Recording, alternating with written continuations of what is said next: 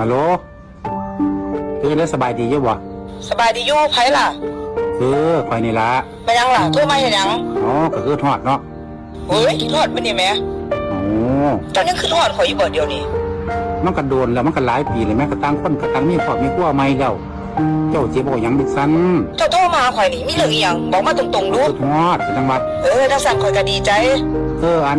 มีเงินให้ยืมจักแสนบ่แท็กซี่หามื้อสิขึ้นให้ดอกมีบ่นั่นข่อยว่าแล้วเจ้าโทรมาข่อยนี่มันต้องเล่นเรื่องจนได้ก็เขา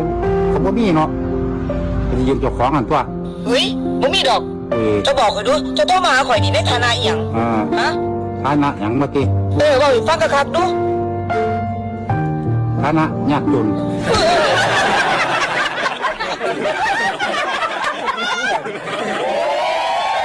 ย่ามนี่ยังสิมาคิดฮอดข่อยบ่เฮ้ย